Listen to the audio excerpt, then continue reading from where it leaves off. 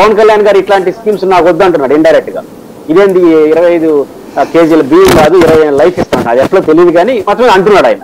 కానీ ఇప్పుడు వీళ్ళు ఇచ్చే 6 హామీలు, 6 గ్యారంటీలు, 6 సూపర్ 6 ఎట్లా వీళ్ళు ఒప్పుకుంటారు? జగన్మోహన్ రెడ్డి గారు అన్ని పంచుతాను, బటన్ నొక్కడం తప్ప చేత కాదని చెప్పే వాళ్ళకి ఒక అమ్మ ఓడిస్తే బటన్ నొక్కడం అయినప్పుడు 4గురికి అమ్మ ఓడిస్తే బటన్ నొక్కడం కాదా? దాన్ని ఏమంటారు? 4 బటన్లు అవుతాయి, ఇంకా ఎక్కువ బటన్లు నొక్కాల్సి వస్తుంది. ఇంకా ఒక అద్భుతమైన స్టేట్మెంట్ ఈ మధ్య నేను ఉంటున్నాను. జగన్మోహన్ రెడ్డి గారు రాష్ట్రాన్ని విధ్వంసం చేశాడు, నాకేం అభ్యంతరం లేదు, మీరు ఆరోపణ చేసుకోవచ్చు. విధ్వంసం చేసిన జగన్మోహన్ రెడ్డి పరిపాలనలో జూలై 4వ తేదీ నుంచే ఏప్రిల్ అరియర్స్తో సహా ఇస్తారంట సంక్షేమ పథకాలు.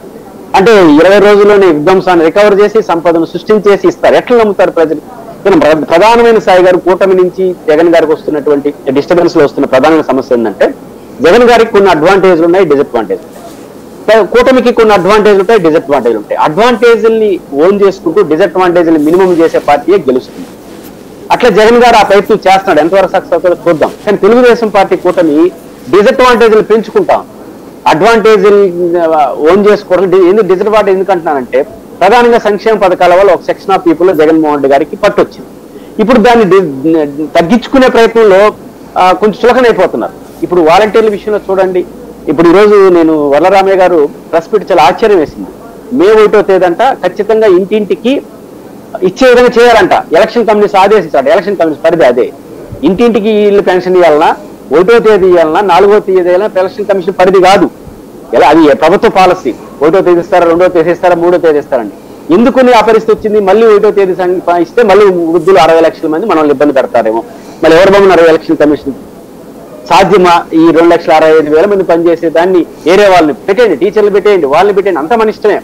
సాధ్యమా? 2,65,000 మంది పనిచేసినటువంటి సిస్టాన్ని సాయి గారు నాకున్న అవగాహన మేరకు మొదటి 6 నెలలు ఈ వాలంటీర్లు పెట్టినప్పుడు తటపటాయిలు జరిగినాయి. చాలా చోట్ల వారం తర్వాత ఇచ్చారు, కొంచెం ఇబ్బందులు వచ్చినాయి.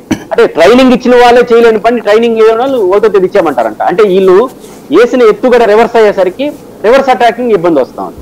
అది ప్రధానమైన సమస్యగా వీళ్ళు ఇబ్బంది పడుతున్నారు. రేపు వాలంటీర్లు అనేది ఒక సమస్యగా మారే పరిస్థితి వస్తుంది. మరొక వాలంటీర్లు ఉండాలంటే 10,000 రూపాయలు చెప్పి ఇస్తారు. మళ్ళీ ఈ రోజు వాలంటీర్ల మీద కంప్లైంట్. అంటే ఎత్తుగడలన్నీ కూడా గందరగోళం, ఒక డిస్టర్బెన్స్ వస్తారు. కాబట్టి వాలంటీర్ల విషయంలో ఖచ్చితంగా ఇబ్బంది పడే పరిస్థితి వస్తుంది. నేను అనుకుంటాను జగన్మోహన్ రెడ్డి గారు పొలిటికల్ అడ్మినిస్ట్రేషన్ లో అడ్వాంటేజ్, పొలిటికల్ అడ్మినిస్ట్రేషన్